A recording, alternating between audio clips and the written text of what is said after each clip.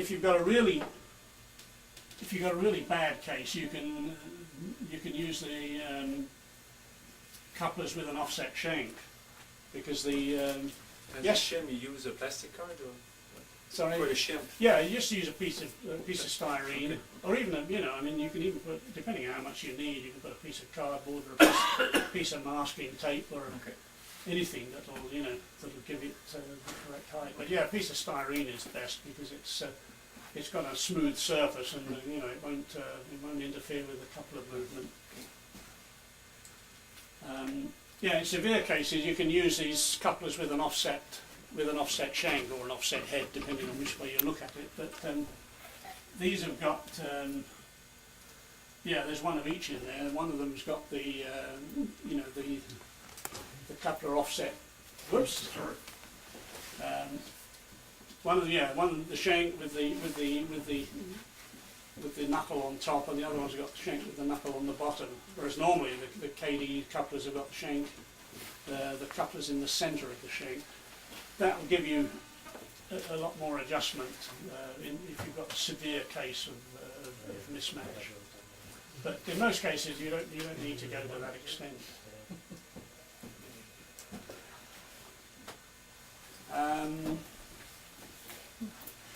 The other thing, of course, that these couplers have got is a little trip pin hanging down, which I guess some people cut them off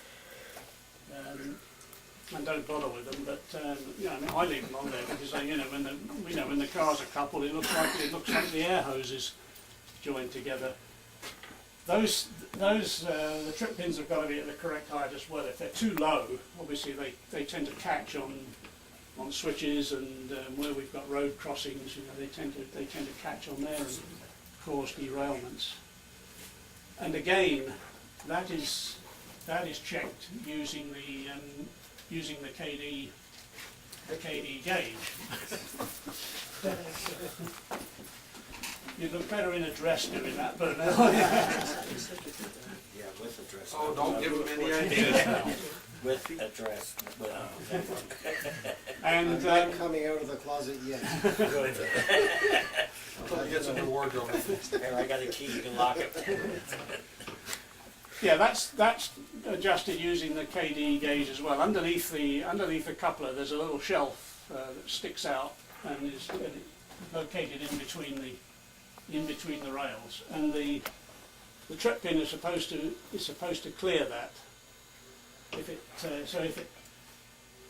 it touches it, then you know that the pin's got to be bent upwards until it clears the little shelf there. If it's too high, in the case of our layout, it doesn't really matter. But on some layouts, people use these uncoupling magnets in between the tracks, and the idea of that is that, as you can see, well, he's probably Mark can't, because he's hidden behind the little my backboard. But this magnet, when you roll the car over it, it forces the trip pin aside and opens the coupler, so you can uncouple cars using these magnets. If the pin's too high, then the magnet, it reduces the effect of the magnet. So you don't want to get them too high, and you don't want them low either. I don't know how many of you tried adjusting trip pins with a pair of needle nose pliers, but it ain't easy. I get my alignment. Some of my early cars have got trip pins with 90-degree bends in them from trying to use. Join the club. Yeah, from trying to use needle nose pliers.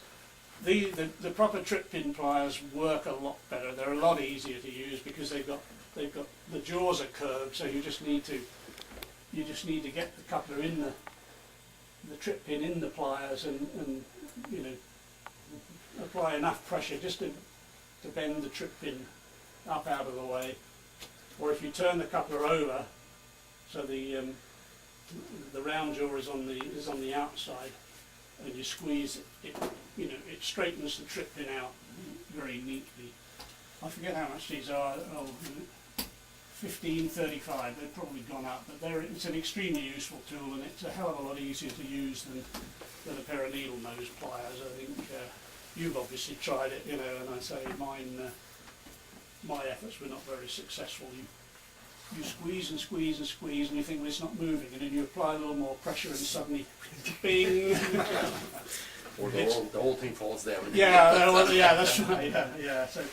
So these trip-in pliers make the job a lot easier. Well, you break your coupler. Yeah, that's right.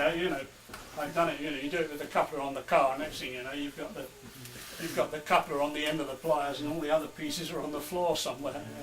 Yeah. Okay.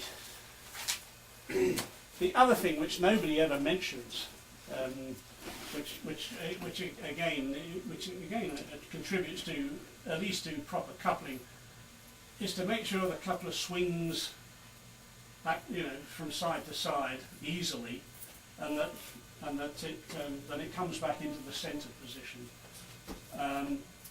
This little phosphor bronze spring with the KD couplers, or these the little whisker springs on the other couplers, they're all designed so that whichever way you deflect the coupler, when you release it, it comes back into a centred position. And again, you say it was another reason I put the magnet on my test stand was to make sure that when the coupler is deflected, it comes back into the centre. And in most cases, it works pretty well. The only ones you've got to be careful of, I think, are the cars that have got where you've got a small screw holding the top plate onto the coupler box, because if you over tighten it, you find that it does interfere with the coupler movement. So you've got to back it off to a point where the coupler swings freely from side to side, and that there's nothing interfering with its free movement.